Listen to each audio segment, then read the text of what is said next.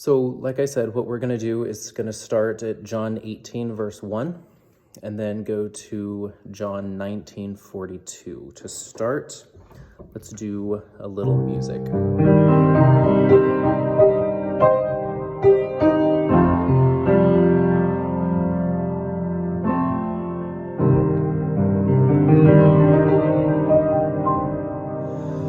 Bless the Lord, my soul, and bless God's holy name.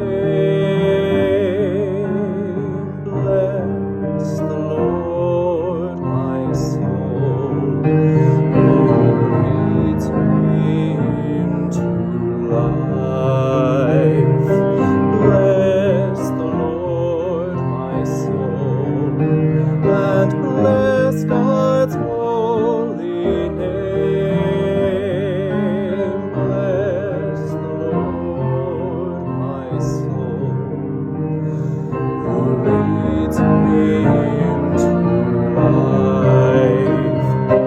Bless the Lord, my soul, and bless God's holy name. Bless the Lord, my soul, who leads me into life.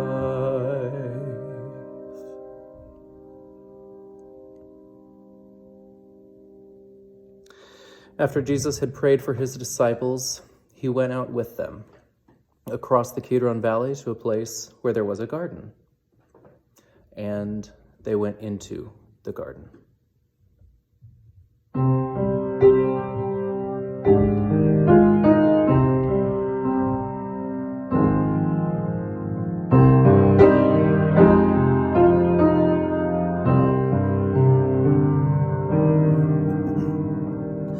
Come, let us bow down. Come and bend the knee.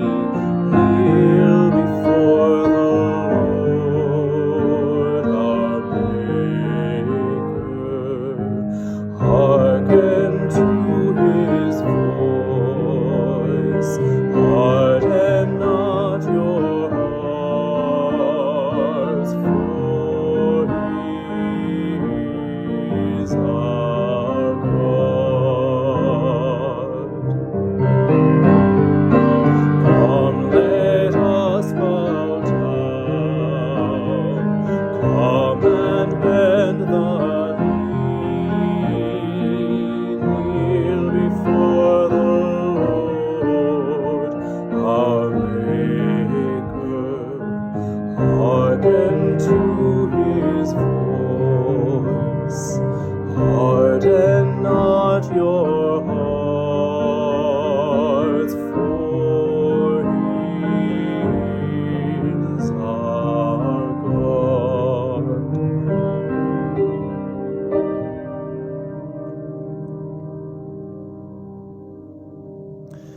Now Judas, the one who betrayed him, also knew where that place was, because Jesus often went there with his disciples.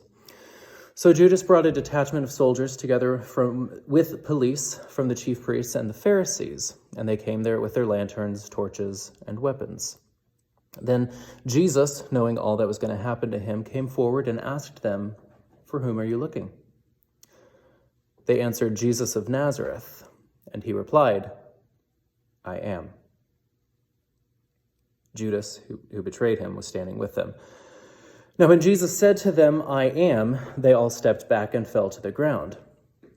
And again, Jesus asked them, "For whom are you looking?"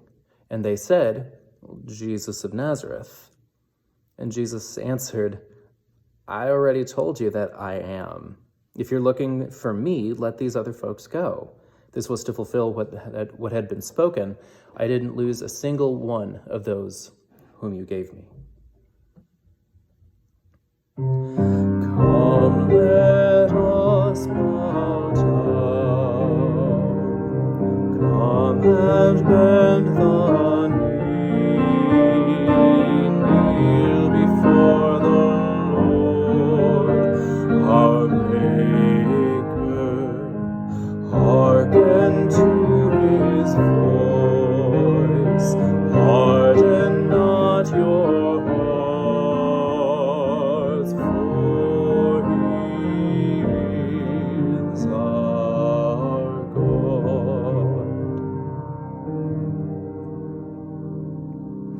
Simon Peter, who had a sword, drew it, and he struck the high priest's slave, cutting off his right ear. The slave's name, was Malchus. So Jesus said to Peter, "Put your sword back into its sheath. Am I not to drink the cup that the Father has given me?" So the soldiers, their officer, the Jewish police arrested Jesus, bound him. And at first they took him to Annas, who was the father-in-law of Caiaphas, the high priest that year. Caiaphas was the one who advised the Jews that it was better for one person to die for the people. But Simon Peter and another disciple followed Jesus. Since that disciple was known to the high priest, he went with Jesus into the courtyard of the priest, but Peter stood outside the gate. Subsequently, the other disciple, who was known to the high priest, went out, spoke to the woman who guarded the gate, and brought Peter in. This woman said to Peter, "Aren't you also one of this man's disciples?" And Peter said, "No, I'm not." The slaves and the police had made a charcoal fire because it was cold. They were standing around it, warming themselves, and Peter was also standing there with him and warmed himself.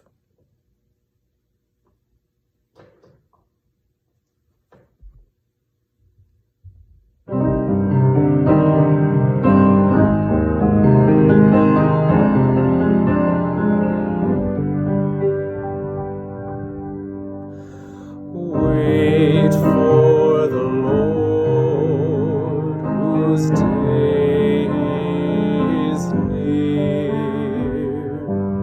Wait for the Lord, keep watch, take heart. Wait for the Lord, whose day is near. Wait for the Lord, keep watch, take heart. Wait for the Lord, whose day is near. Wait for the Lord, keep watch, take heart. Wait for the Lord, whose day is near. Wait for the Lord, keep watch, take heart.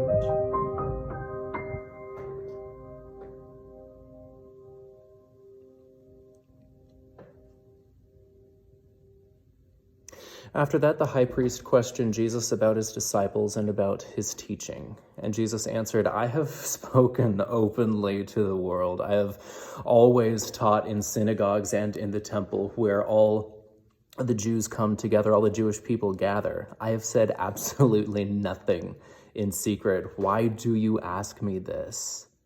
Why do you ask me this? Ask those who heard what I have said to them. They know what I have said." When he had said this, one of the police standing nearby struck Jesus on the face and said, "Is that how you answer the high priest?"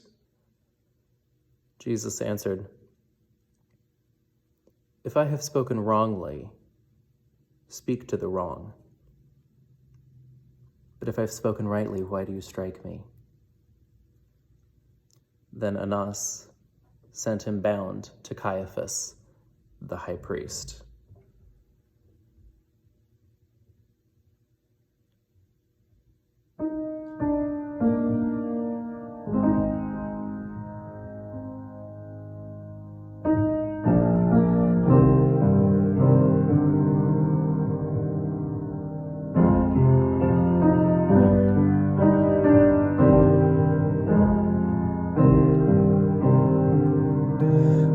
Lord is gracious, full of compassion,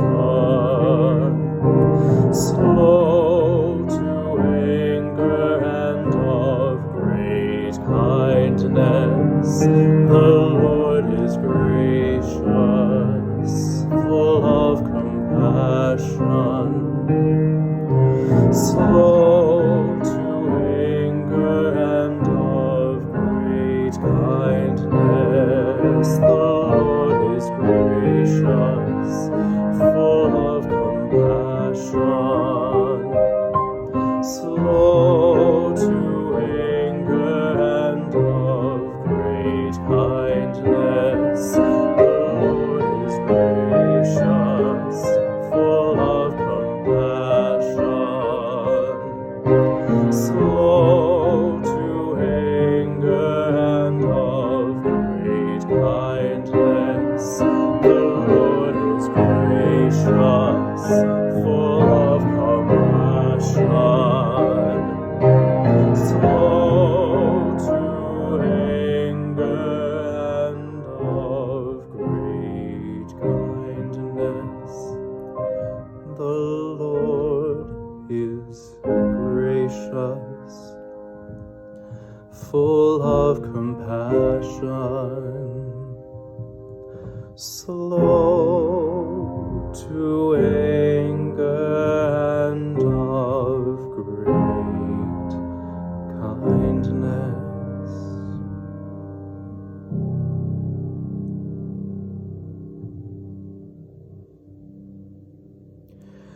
Now Simon Peter was standing and warming himself by that charcoal fire, and those around him asked him, "You're not also one of his disciples, are you?"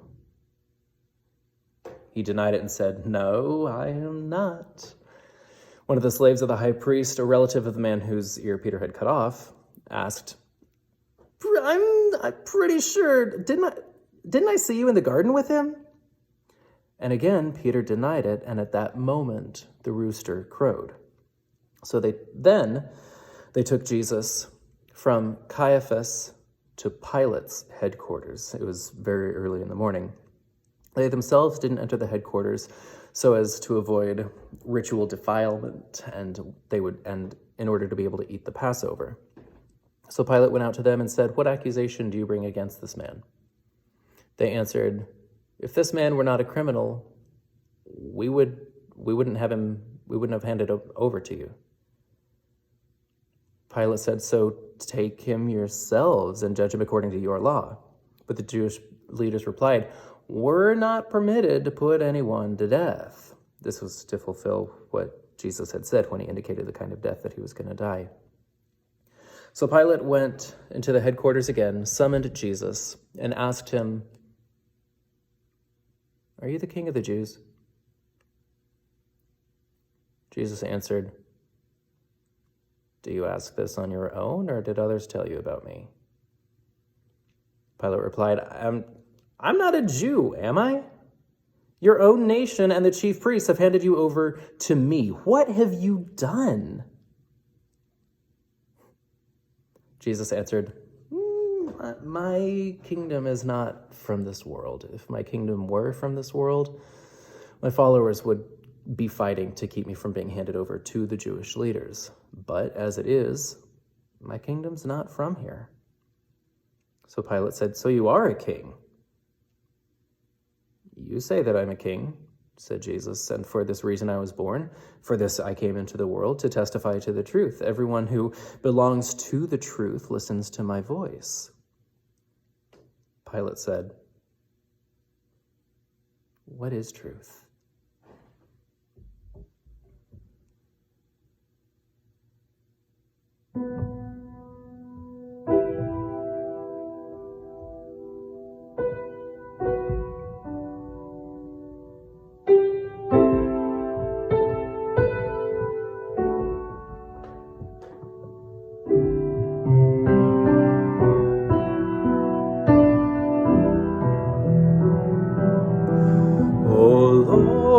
Hear my prayer, O Lord, hear my prayer.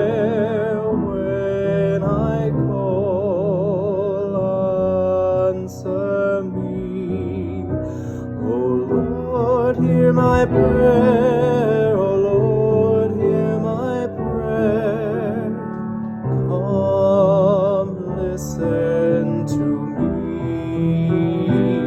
O Lord, hear my prayer. O Lord, hear my prayer. When I call, answer me. O Lord, hear my prayer. O Lord, hear my prayer. Come, listen to me. O Lord, hear my prayer. O Lord, hear my prayer. When I call, answer me. O Lord, hear my prayer. O Lord, hear my prayer. Come, listen to me.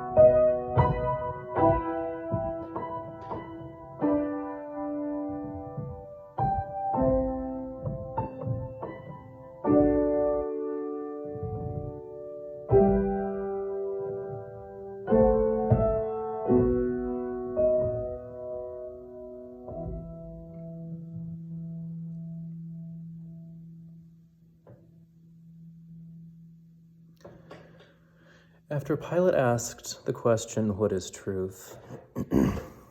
he went out to the Jews again and told them, "I find no case against this man."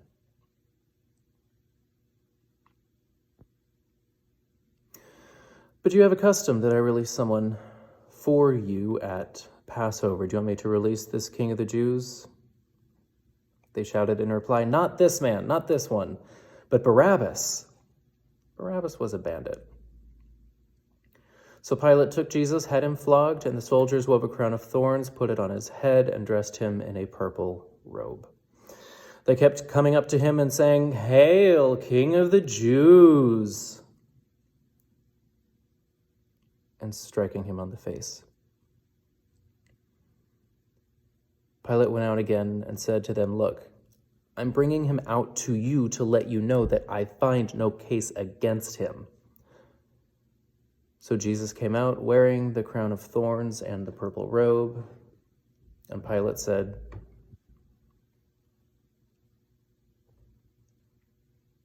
"Here's the person."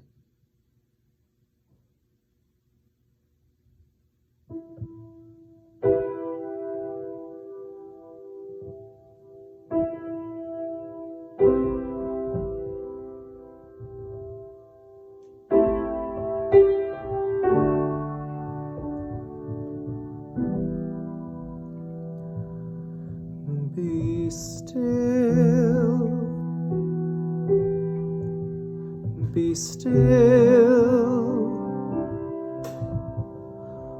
know that I am God. Be still, be still, know that I am God. Be still, be still, know that I am God. Be still, know that I am God. Be still,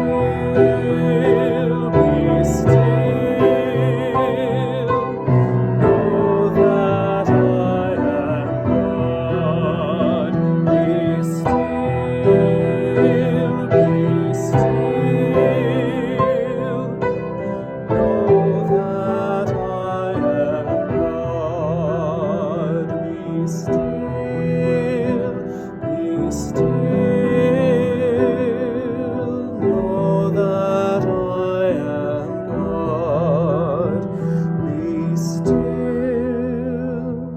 Be still, know that I am God. Be still, be still, know that I am God. Be still, be still, know that I am God.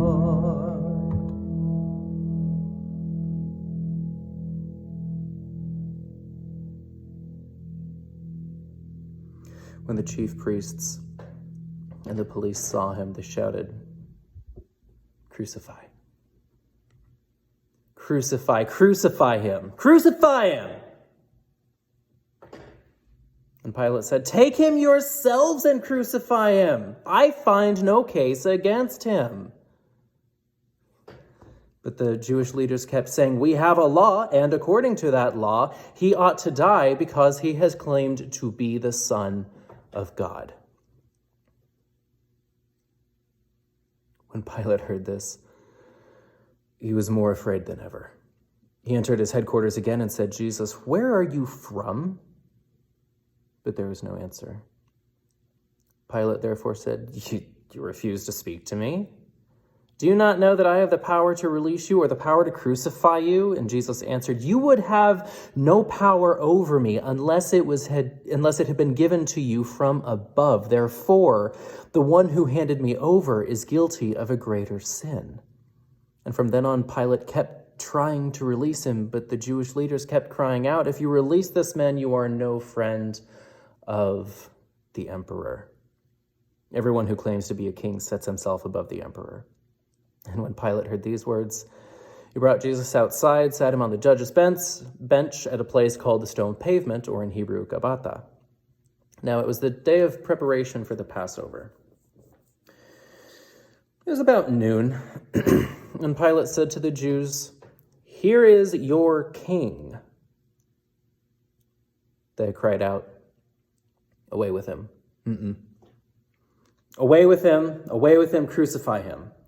So Pilate said, "You really want me to crucify your king?" And the chief priests answered, "We have no king except Caesar."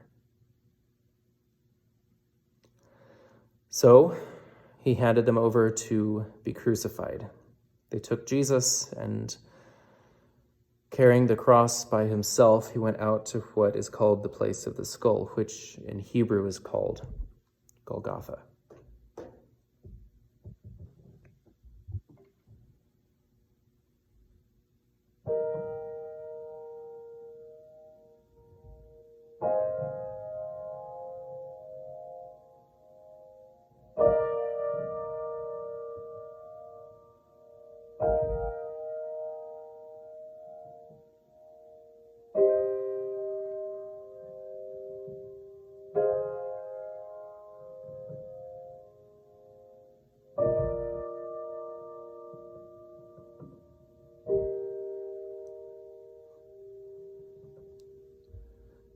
Jesus, remember me when you come into your kingdom. Jesus, remember me when you come into your kingdom. Jesus, remember me when you come into your kingdom. Jesus, remember me when you come into your kingdom. Jesus, remember me when you come into your kingdom. Jesus, remember me when you come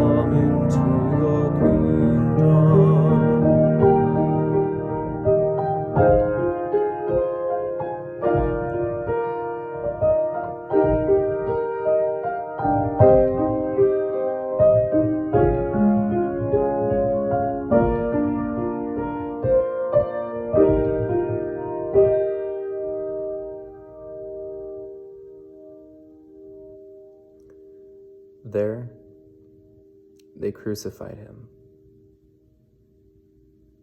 along with 2 others, one on either side, with Jesus between them.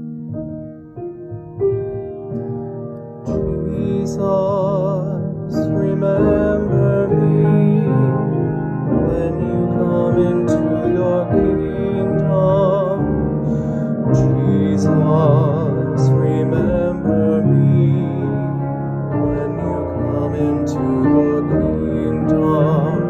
Jesus, remember me when you come into your kingdom. Oh, Jesus, remember me when you come into your kingdom.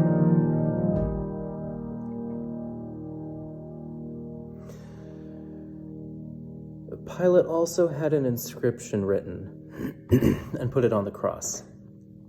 It read, Jesus of Nazareth, King of the Jews. Many of the Jewish people and Jewish leaders read this description because that was the place where Jesus was crucified was near the city. And it was even written in Hebrew, Latin, and Greek. But the chief priests of the Jewish leaders said to Pilate, don't write that. Don't write the King of the Jews, but instead write, this man said, I am the King of the Jews. And Pilate answered, what I have written, I have written.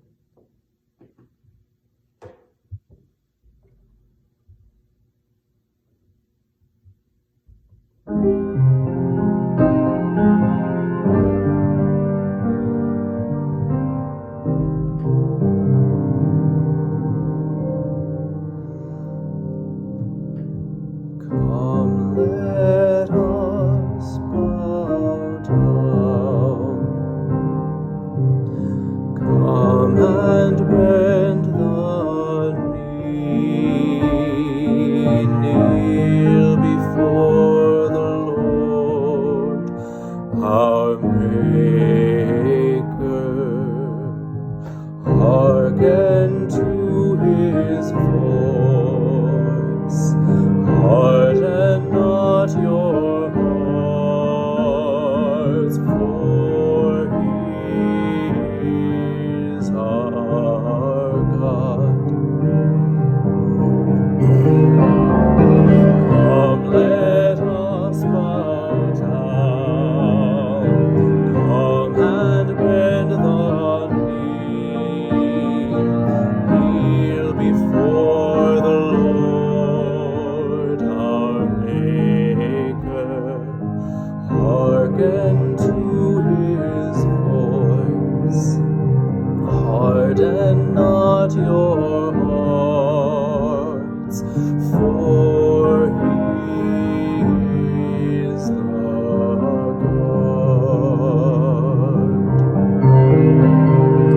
Come, let us bow down. Come and bend the knee.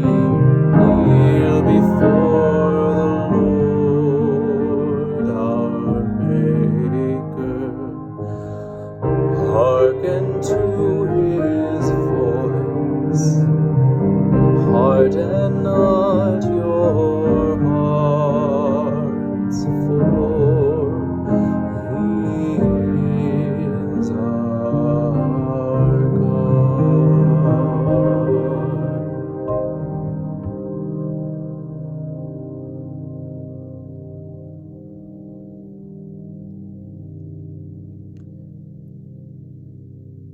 When the Pilates had crucified Jesus, they took his clothes and divided them into 4 parts, one for each soldier.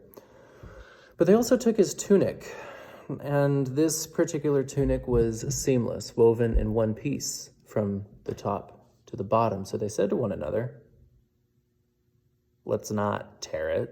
Instead, let's cast lots for it to see who will get it. And this is to fulfill what Scripture says when it, quote, they divided my clothes among them.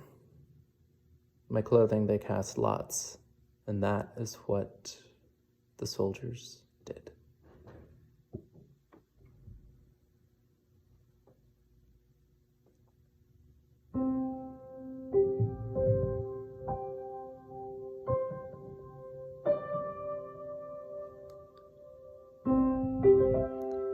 Jesus, remember me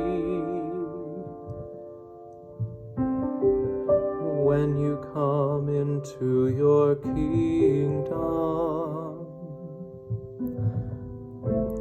Jesus, remember me when you come into your kingdom.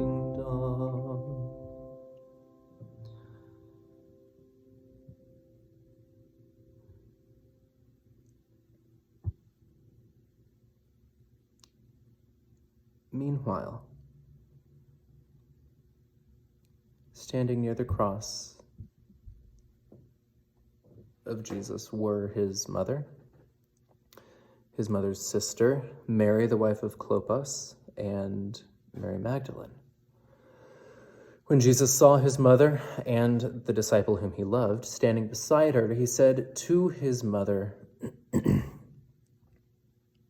"Ma'am, here is your son." And to the other disciple, he said, "Here is your mother." From that hour, the disciple took her into his own home. After this, when Jesus knew that all was now finished, he said, in order to fulfill Scripture, "I'm thirsty." A jar full of sour wine was standing there, so they put a sponge full of the wine on a branch of hyssop and held it up to his mouth. After Jesus had received the wine, he said, "It's finished." And he bowed his head and gave up his spirit.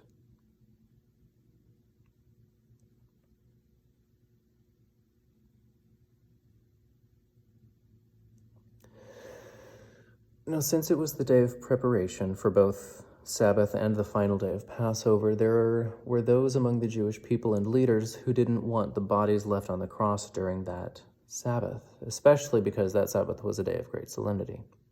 So they asked Pilate to have the legs of the men crucified broken and the bodies removed from the crosses.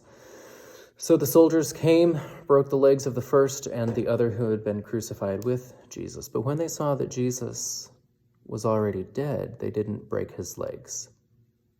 Instead, one of the soldiers pierced his side with a spear, and immediately, blood and water came out.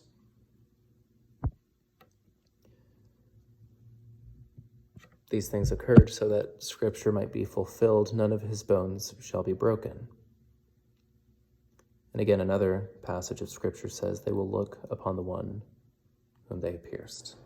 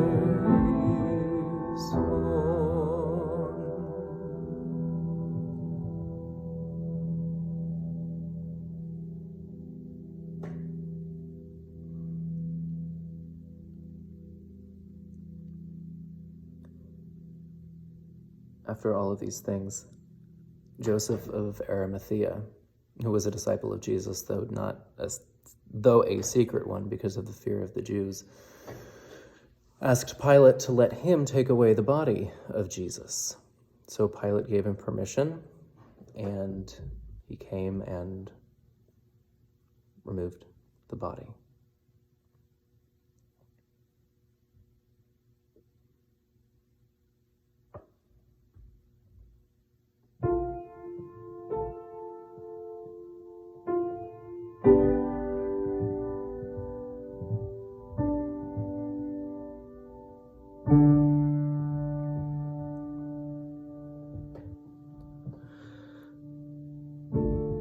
Bless the Lord, my soul, and bless God's holy name.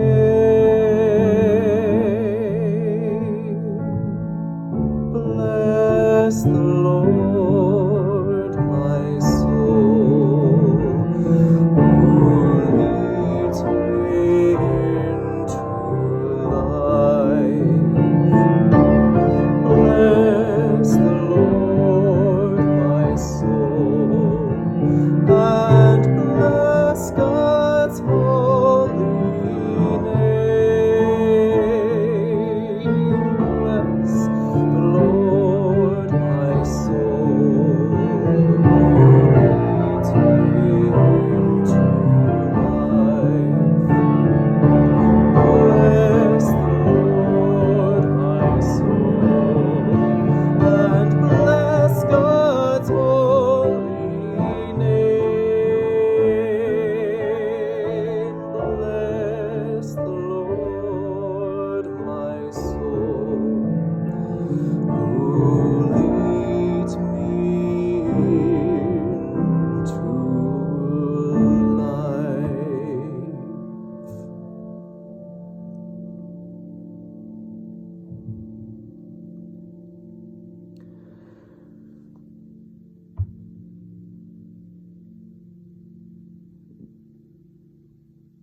Nicodemus, who had first come to Jesus by night, also came bringing a mixture of myrrh and aloes weighing approximately 100 pounds. So they took the body of Jesus, wrapped it up in the spices and linen cloths according to the burial custom of the Jewish people. There was a garden at the place where he was crucified, and in the garden there was a new tomb which no one had ever been laid. So because it was the Jewish day of preparation and the tomb was nearby, they laid Jesus there.